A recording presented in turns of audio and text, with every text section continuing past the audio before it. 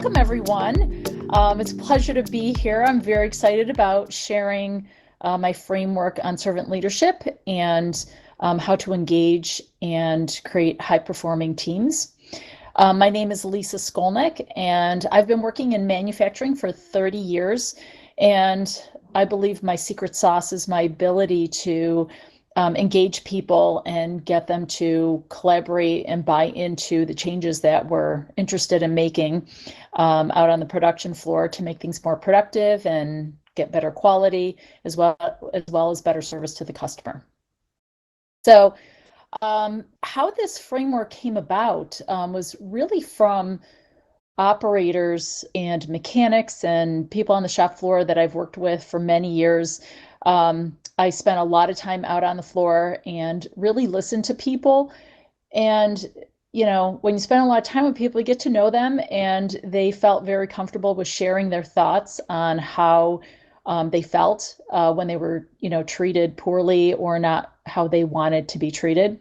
And after, several years, I noticed that there were patterns of behavior that seemed to be consistent no matter who the person was, which department. Then I also saw it transfer to different companies and noticed that really people wanted the same things. It wasn't a lot. They weren't looking for anything fancy, but they were looking for respect.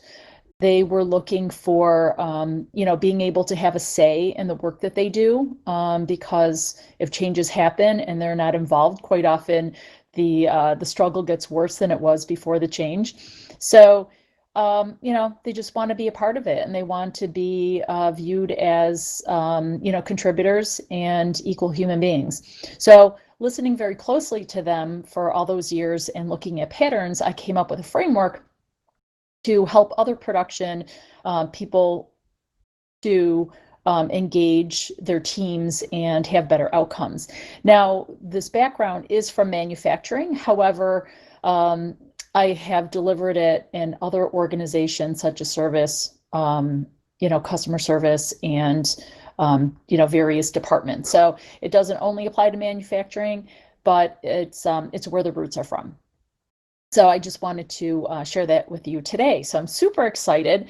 I believe that this is my life's work, and this is, I believe what I do best. This is what I bring to the table. So I'd love to share it with you today. The foundational principles of this framework is servant leadership. So has anyone out there, are you familiar with servant leadership at all? It's a very specific set of principles that I didn't know existed until I received some training on servant leadership and realized, like, oh, there's actually a name for this.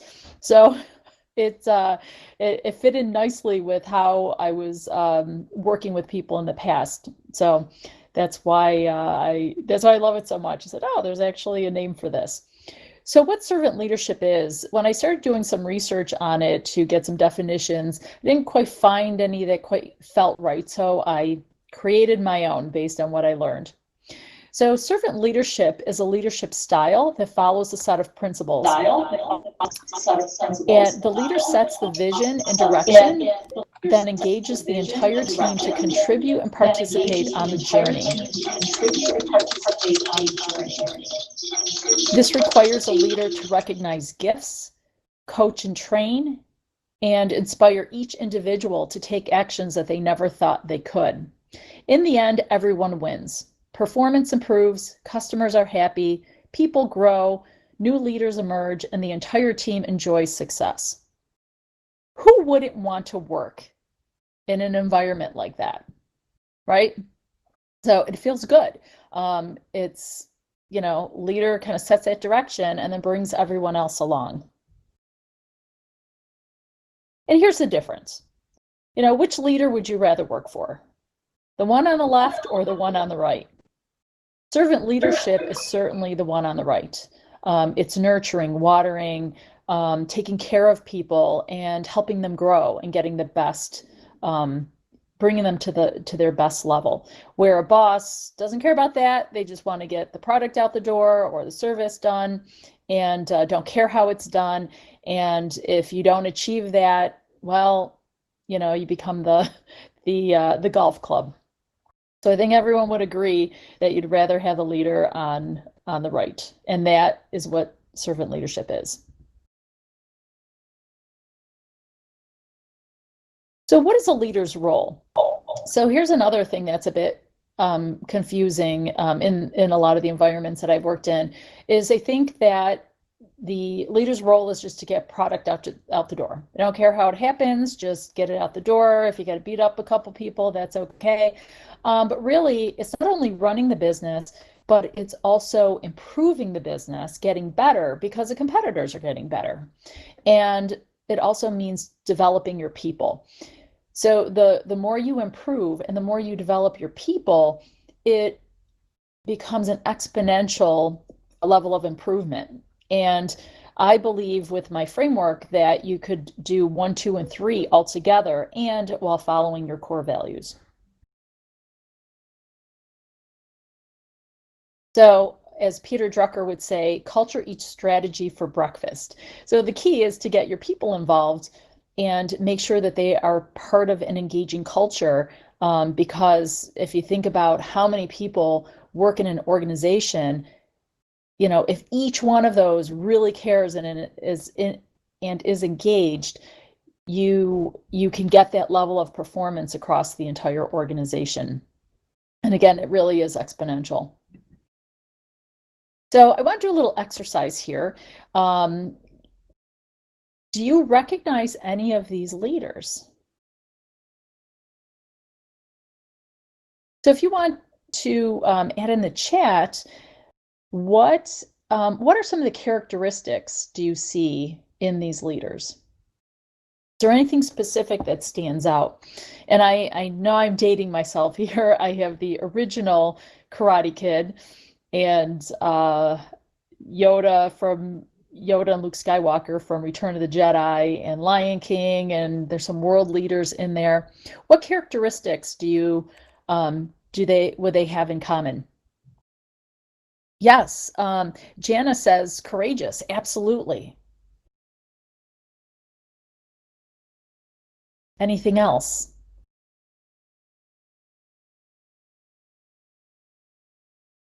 Now think about their relationship. What does their relationship look like? How would you describe the relationship between the leader and the like the person who's learning from the leader? Anything specific? I see someone's typing. Yeah, it's a mentor-mentee relationship. Absolutely. Absolutely. And so mentor-mentee relationships don't necessarily only need to be in a mentorship. A leader can be a mentor for the entire team. And that's really what servant leadership feels like. It feels like the leader is the mentor and the team are all mentees. So great. Thank you very much for that, Jana.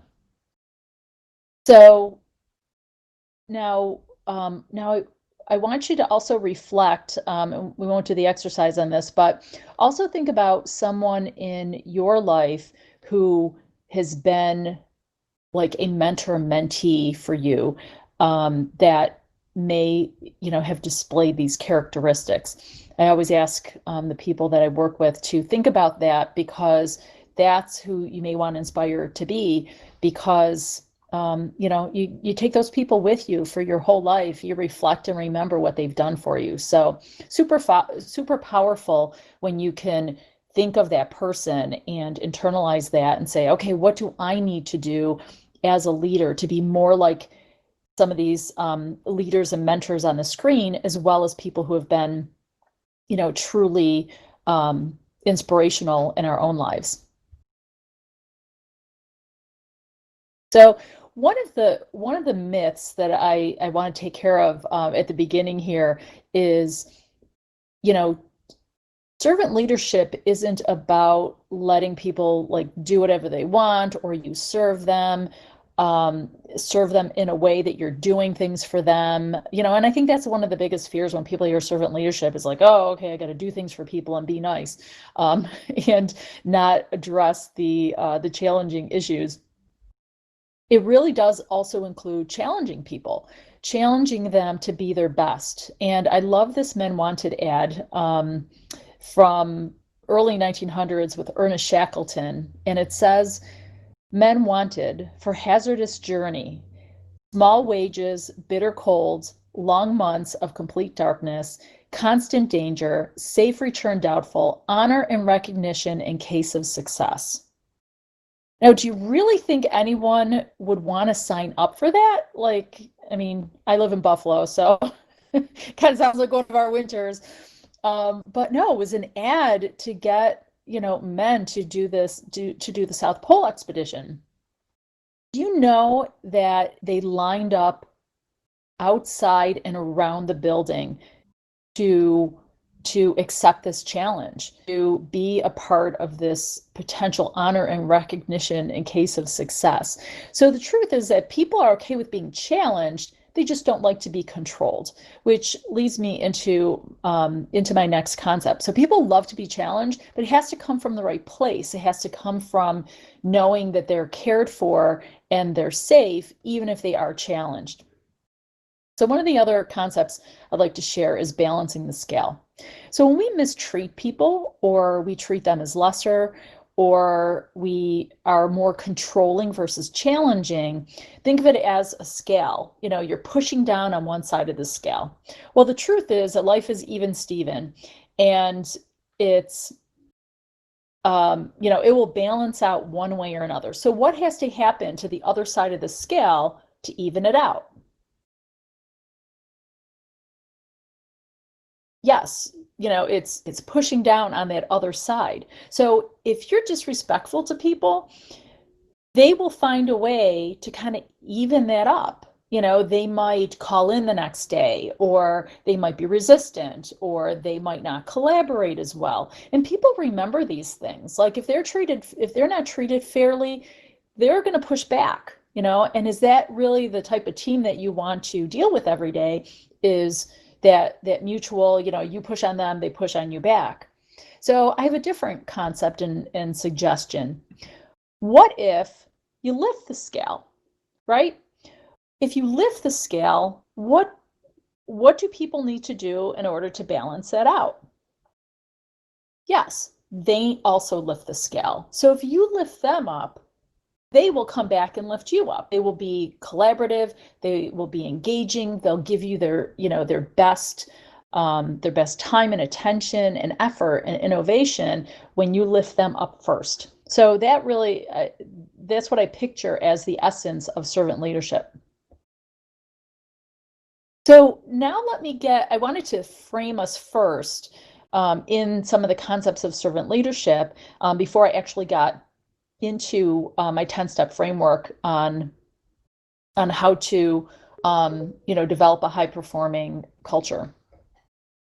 So I think what it comes down to is there's two things. You have to develop relationships with people, and you also have to get results. You want to get both. So the first 5 steps in my framework I'm going to share are the relationships. Then we're going to get into the second 5, which how do you get those results? So, and think about this. If you don't really know someone or you don't trust them, are you really going to want to just jump right into getting results, right? You don't know, there's a lot of risk involved, there's sometimes you need to be courageous. Sometimes you need to step out into areas that, or do things that you haven't done before. And if you don't trust your leader and you don't have a good relationship with your team, it's going to be really tough to get results because people are going to hold back. They're going to hold back to the level that they feel comfortable. So that's why we get into both. And that's why I start with relationships, is because people want to know that they're in a safe place before they can really give it their all. So the first one, so you'll learn very quickly that I absolutely love quotes. And I look far and wide to find the ones that really capture the essence. So before I introduce the first one, I like to share this quote. If you want to lead people, you have to enter their world, right? You have to understand them. You have to, go into their world and and understand where they're coming from. So number one in my framework is go to the people.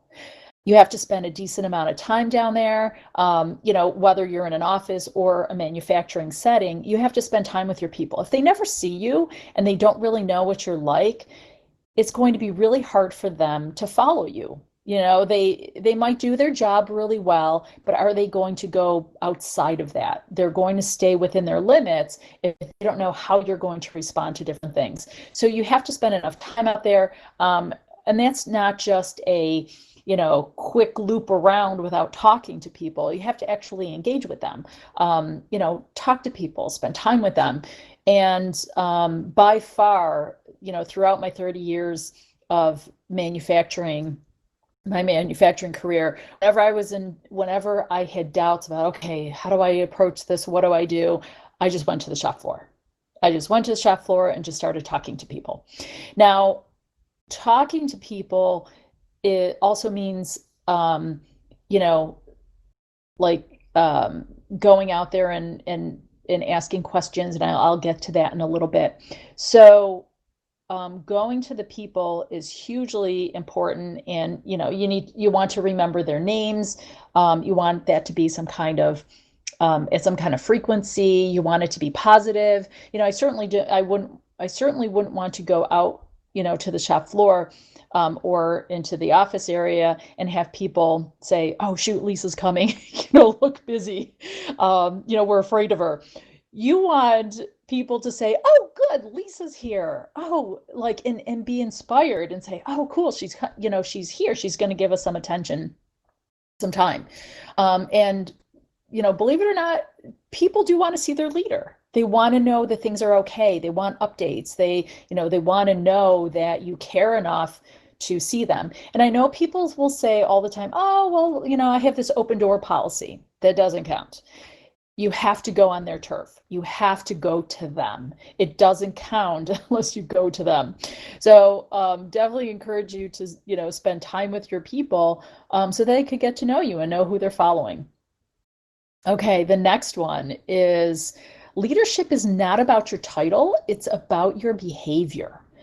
That rings so true for this next one, which is create safety.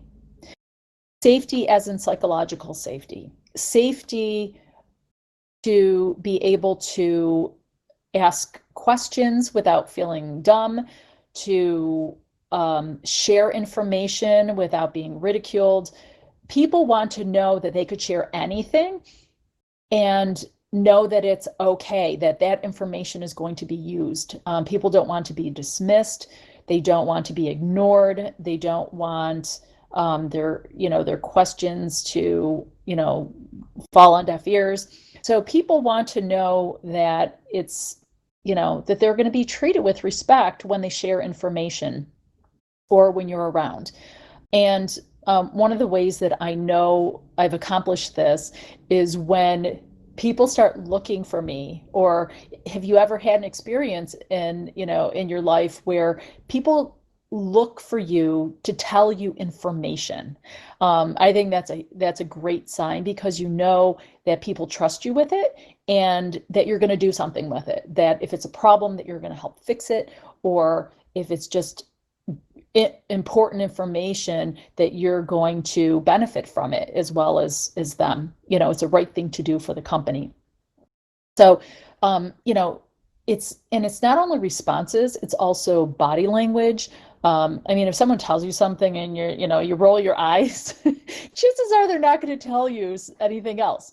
So, you want to create that safe environment. And I always say, you want them to feel comfortable telling you absolutely anything. And when you've created that rapport, even if it's a huge mistake, well, making someone feel bad about it, they already feel bad. So the important thing is how you're going to take them forward. How are you going to move forward and solve the issue? And that's what people really want to do. So the so the next one, so again, go to the people and then make sure that it's safe for them. The third one is the art of conversation lies in listening, which brings us to number 3. Ask, listen, and learn. Especially if you're a new leader or you're new to an organization, one of the best things you could do is just spend time with your people, understand what they're doing, make it a safe place for them to share, no matter what it is, and ask questions about what they're doing. Tell me about your job and tell me, so what is really difficult in your job, or what do you love about your job? Asking great questions, and then listening to those responses and learning, what is really going on, in that area and with your people. Are things in a good place, or kind of in the middle and there's some problems, or oh, it's a disaster. There's going to be a lot of work that has to happen. So while you're with them and you're creating a safe space, you also want to ask questions, really listen to them, and learn as much as possible about what is happening in their day-to-day world. Okay, and that leads us to the next one. So Steve Jobs, love Steve Jobs. Management is about persuading people to do things they do not want to do, while leadership is about inspiring people to do things they never thought they could. And that brings us to number 4, which is validate the struggle and celebrate the wins. And I kind of look at those two as the extremes. When I spend time with people, I look and notice things. I intentionally look for, where are they struggling? What looks difficult? Or asking questions that might come from number 3. And when they share that, using what's called attunement to put yourself in their shoes with your questions and your responses. So let me give you an example. Something that's common in manufacturing is machines going down, or in an office, it might be the computer system has glitches and, can't really, or it keeps kicking people out and you have to log back in and start all over again. When those things happen, you want to look for those things, because when you can connect their struggle and you can put yourself in their position to and relate to them, they feel like, oh, she hears me or he hears me. And so for example, if if I'm talking to someone and the equipment just is giving them trouble all day, I won't say, oh really, what's going on? Like sometimes my peers would do that. I go shake my head. Not the right question. You're basically saying, I don't believe you. That's not the message you want to send. You want to ask questions like, really, how long has that been going on? So if I asked a question like that, really, how long has that been going on? Put some in the chat if you'd like on what that tells them versus, oh, really? That wasn't a problem this morning. So what are the benefits, or how are they receiving questions like, really, how long has that been going on? What does it say to them? It's more like, I believe you, and I want to know how long it's been going on, because I care that you've struggled that long and I'm here to help you. Okay. Then on the other end is celebrating the wins. So especially if I don't have a lot of time, I'll go out and I'll look for those struggles and I'll acknowledge them. And then people get to know that, okay, gee, you're a person who cares and is willing to help. But on the other side is the celebrating wins. So specifically looking for, what are little accomplishments? It doesn't have to be anything huge, but noticing like their technique, like, wow, like you make that look so easy.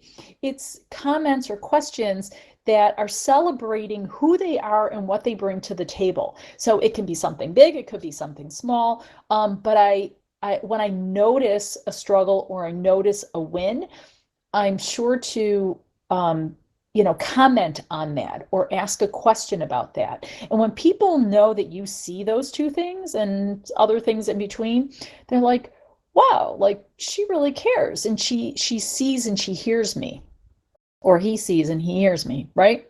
So hugely important. That's kind of the one that I love to listen for, because at the end, you know, when when your interaction is over, you want to leave that person feeling heard, feeling great about themselves, having them have a better sense of like, well, I was having a rough day, but Tony made me feel great just now. Like, oh, I got a little hop in my step after, after he's come here to visit. Okay, so validate and celebrate. And again, big or small, it all works. And the next one is Marie Forleo. Everything is figure outable. And that brings us to number 5, gather around the table. So what happens around the table? The table is when you bring your team together and you're not just giving them updates or information that you're required to, to share with your people. It's about coming together at the table to solve problems, to understand better, like, okay, I saw your struggle. Let me ask some questions about that. What could we do about it? So it could be at a formal table, people coming together for a team meeting, or it could also be like at their desks or at their workstations, that you just bring people into a huddle and say, hey, let's just gather around. Let's figure this out right now. Let's not let this problem persist. Let's just, let's figure it out. So, um, you know, as a leader, you're not necessarily the one who's going to solve all the problems. You want your people to be part of those solutions as well. And the more feedback you ask, the more they're going to contribute, because they know that their information doesn't fall on deaf ears. Okay, so number 5, and I'm going to tell you ahead of time, number 6 are kind of the transition ones. So, gathering around the table and getting your people involved will also translate into the results that we're going to talk about in the next 5 practices of the framework. So again, we just talked about relationships. Actually, I'm going to go back. So again, like these have an order, but then once you start doing them, they all kind of mix together. Going to the people, spending time with them, making it a safe place for them to share, asking and listening and truly being interested in what they have to share, validating their struggles, celebrating their wins, helps them feel heard and that you care about them. And then when it comes to problem solving or just connecting together, just gathering around the table and giving everyone that space to participate and collaborate. Okay, so again, and that's what develops those trusting relationships to give you that foundation to then move into, okay, how are we going to get results? So let me give you a little bit of background about some of the most of my work in my career. So I do what's called lean manufacturing. And has anyone out there done any lean manufacturing or lean office? Let me know. And I would love to hear, because I'm very passionate about it. And it's very powerful, but quite often as I go into companies as a consultant, they want to jump right in, even though the leaders have not developed those relationships with their people. And what ends up happening is I end up training and trying to consult with people who will just roll their eyes and say, our leaders will never buy into that. Our leaders will never do this. We could never do that. Our leaders don't trust us. So I end up needing to roll a boulder up a hill in order to get the training done and results, when those relationships, the trusting relationships and the culture isn't there. So now I vet that out pretty diligently because it isn't good for anyone. And every attempt at getting those results and using the methodologies without without success ends up being that one try that, you know what, that first try is going to be the best opportunity to get results. But as you keep, swinging the bat and missing the ball, persuading people to come together to actually care and want to participate in getting results gets more and more difficult over time. So, sometimes there's brave people who say, oh, well, I want to participate, I want to do this. And they get involved. And if it fails, they know they have to go back to their team and hear, I told you so, I told you not to trust them. So the next time around, there's like no hands that go up. Nobody wants to participate. So that's why I encourage, you got to do the relationships first, and leaders specifically, you have to prime and create that culture of improvement. You could do little things, but when you want to do the big things, that's when it really counts. The relationships have to come first. Okay. So yeah, I can't tell you how many times I've jumped in and they just want the results, and for many years thought, oh, well, we'll show them. And yeah, no, it doesn't work.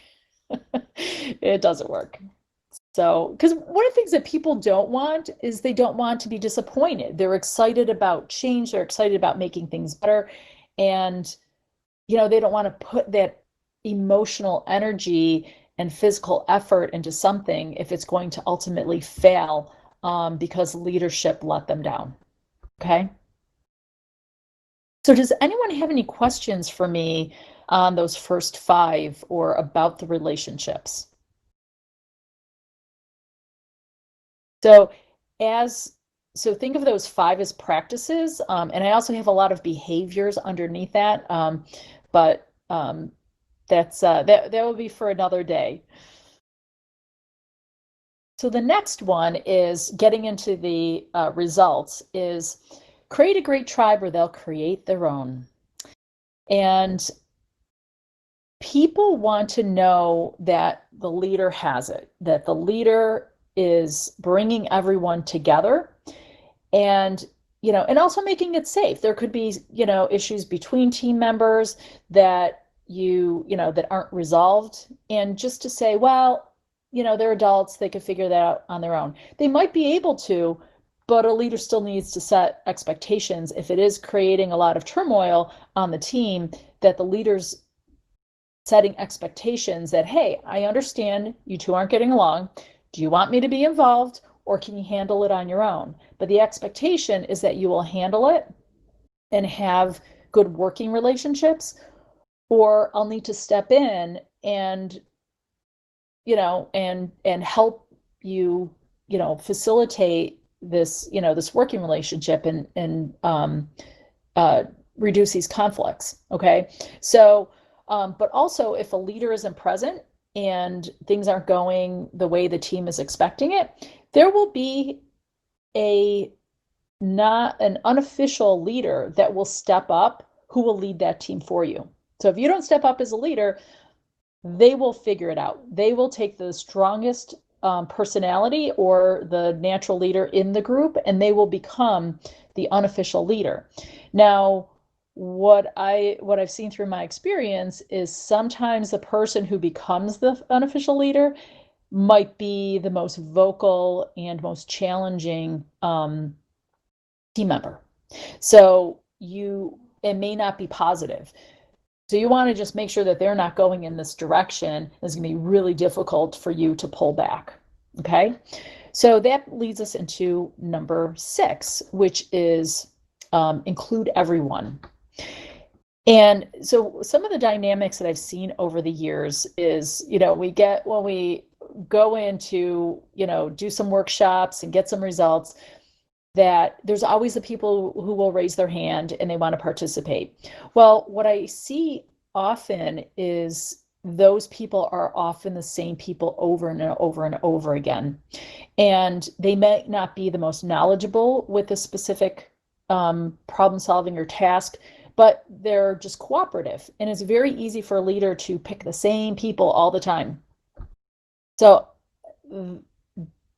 that's that's where I'm gonna, challenge everyone to say, you know what? You want to get everyone involved. You want to share the same information with everyone. You want them all to hear your vision. You want them all to be included. You want them all to feel like they're part of that team. Otherwise, if they're not, they will then create a separate sub team. And the other dynamics that I see happen is the people who are picked all the time, those other people are looking at them saying, well, you know what? I have something to contribute. Even if they haven't raised their hand on their own to volunteer, they're still going to say, I was excluded or I'm never picked. Um, you know, you want everyone to feel like they are included. And there's going to be quiet people. There's going to be people who are reserved, who don't really say much. It's the leader's responsibility to go out there, go to the people, create safety, and have some conversations with them and see if you can pull them in, to at least make sure that they don't feel excluded from the team. So you have to include everyone. And inclusion is a basic human need. So when people feel like they're excluded, like it just drives them crazy, and then they create some type of, friction or tension, because they really do want to be included, because it's a sense of belonging. Everybody wants to belong to something. So if you don't belong to the main group, someone's going to create a subgroup, and those people are going to then say, okay, you're not included with the main group, but you're included with us misfits. So you don't want that separation. You want everyone to be included, and that's a leader's responsibility. So thank you, Melinda. Yes, and yes, this is so true. Just a quick thing. We were watching, my husband and I were watching, well, my husband was watching a show, and it was kind of like a survival show. And there were two women and a guy, and they didn't like him. He literally had his shelter like 10 feet away from the women, but when he tried to talk to them, they just ignored him like he didn't exist. And it was a survival thing. So they had to survive, I think, for like 21 days or something like that. That drove him so crazy. He physically was able to make it on his own, but he tapped out because psychologically he couldn't handle the fact that he was excluded and ignored by the only two human beings that were around him. Isn't that crazy? Like, this was a game for like hundreds of thousands of dollars or just even bragging rights, and he tapped out because he couldn't handle the fact that he wasn't included. So super powerful. I loved seeing that, and it's like, wow, that's crazy. Exclusion really does drive people crazy. Okay, next one. Loves Richard Branson. Train people well enough so they can leave, and treat them well enough so they don't want to. Okay, so this one ties into really the next two, but the first one is training. So when you as a leader know here's where you want to go, well, your team may not be equipped. So you need to do an assessment on that and say, okay, this is where we're going. And one of the things I didn't mention in the first 5 in those relationships is looking for people's gold. What are people good at? Are they good at analyzing? Are they really good at conflict resolution or creating harmony? Are they always supportive? Do they have great math skills? Are they charismatic? Can they do presentations? So understanding fully what your team's gifts are and what their goal is helps you then figure out number 7, which is teach them how to fish.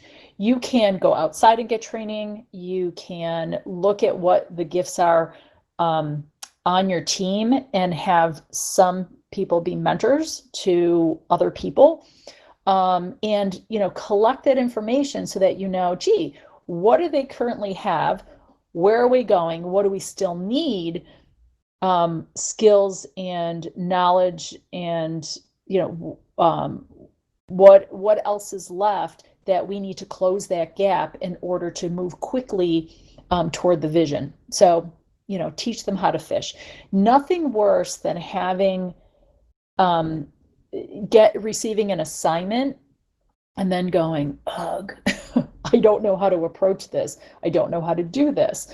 I don't have the skills. I was put in this uncomfortable position, and now what do I do? People do not like being put in that position. So you want to make sure that they're fully equipped to be able to handle whatever the team needs to go forward. The next one, which is leaders become great not because of their power, but because of their ability to empower others. John Maxwell said that. And also one of my mentors, Brendan Burchard, also has a quote for this one. Number 8 is let them create it. So Brendan loves to share that people buy into what they create. And that is so true. When you hand that pen over, or you hand that assignment over, or you hand that problem over, as a leader, you want to be careful of how much you control what that end result is. That more and more over time, and especially as your skills develop on your team, you want to just totally hand it over. Now, I'm not just saying blindly, when we do workshops, people can't buy major pieces of equipment and people can't hire 20 people. We set boundaries and we say, okay, here's the boundaries. Okay, no new equipment. You want low and no cost solutions first. Then we could evaluate, if we run out of capacity that we need to buy machines. Let's see what we can do with what we have.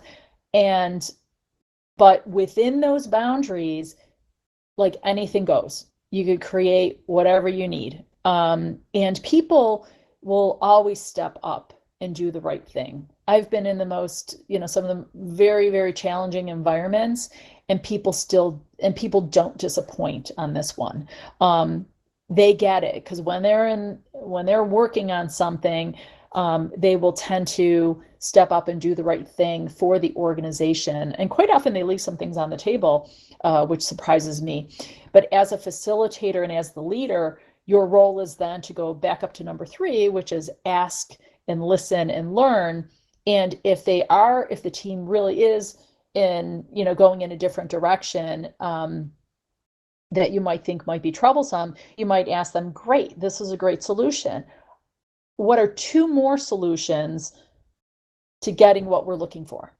Okay, and encourage them to come up with several options, not just one, and then you could evaluate those at the end, or ask coaching questions like, so have you missed anything, or have you considered this, or have you considered that? So letting them create it is very powerful, but it doesn't mean that sky's the limit. You can put boundaries around it and make sure that they're going in a direction that that is congruent with the organization. Okay, does all that make sense? Hopefully it does. I try to keep these pretty universal, so that everyone can understand them and relate to it.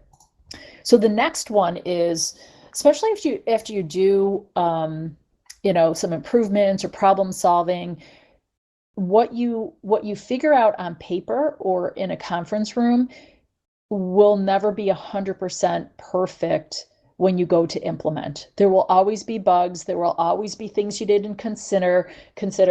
You're looking at, this is where we were before and we're going here.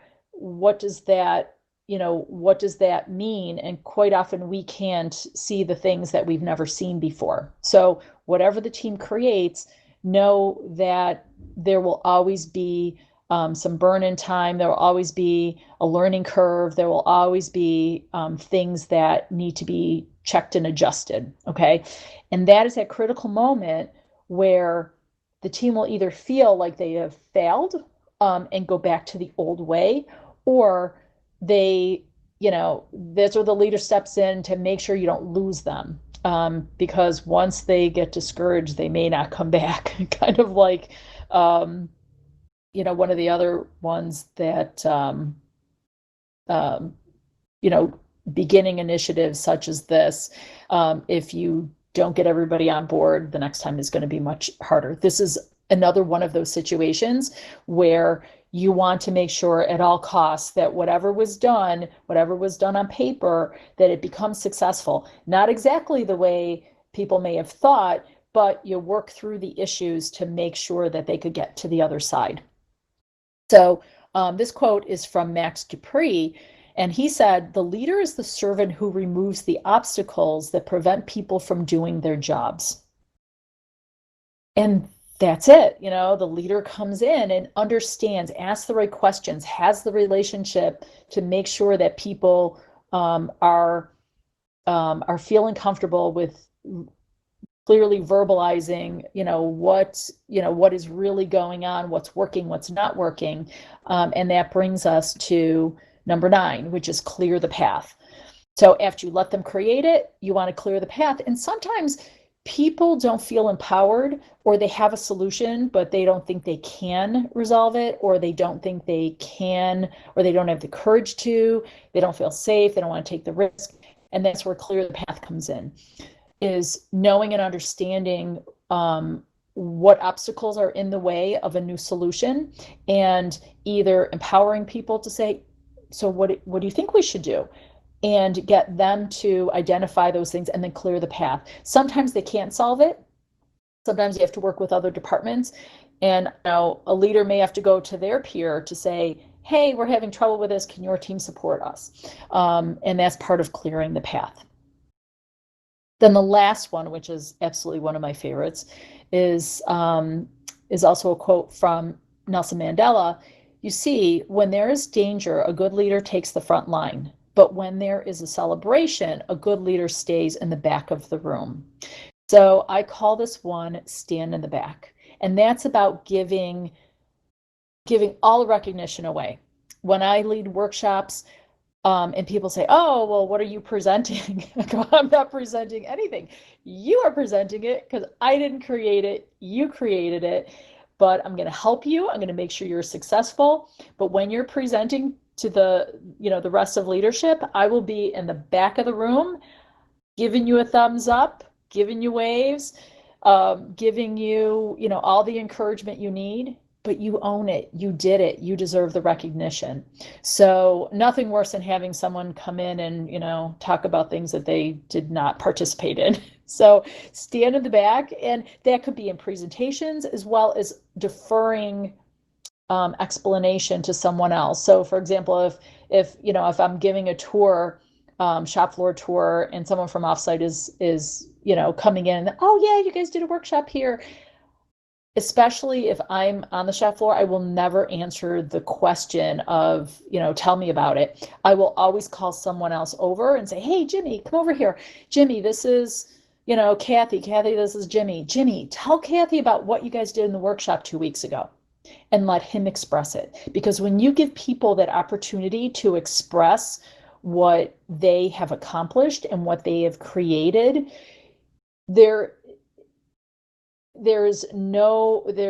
it just solidifies their effort and how they feel about those achievements. And when you give it to them, when they know you could have taken it for yourself, now that solidifies the relationship. And kind of selfishly, there's no feeling in the world like watching someone who you've mentored or led or facilitated shine and hear them express those great things that they've done. It's just brings tears to my eyes especially if someone was struggling and now they're expressing and really excited about their accomplishments and their contributions. There's no feeling like it in the world. So that's why I love number 10, stand in the back. So, whoops,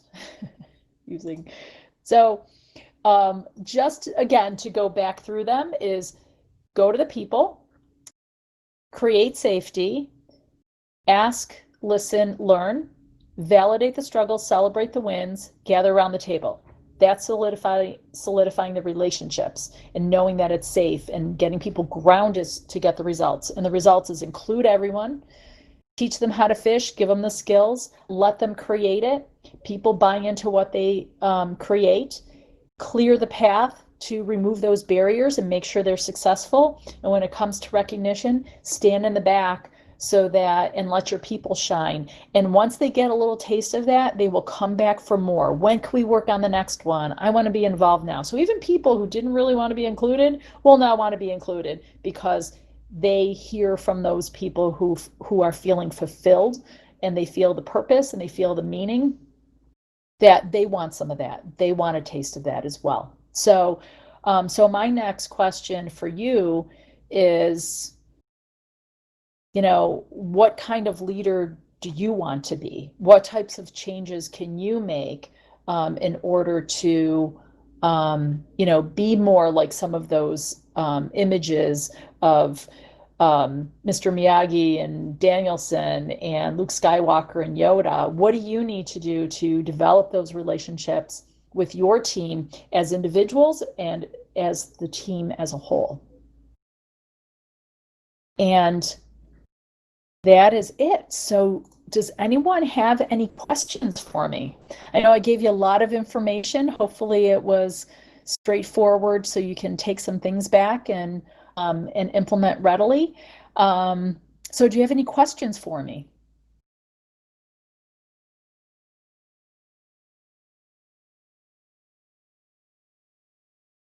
So,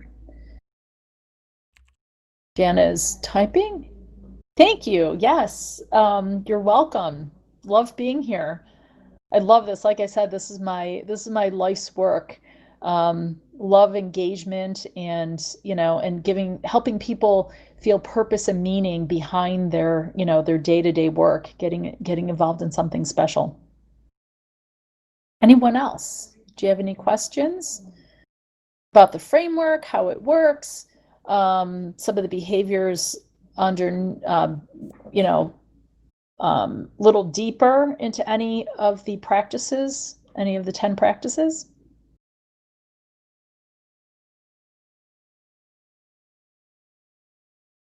Well, let me impress you with one more thing. I can dance.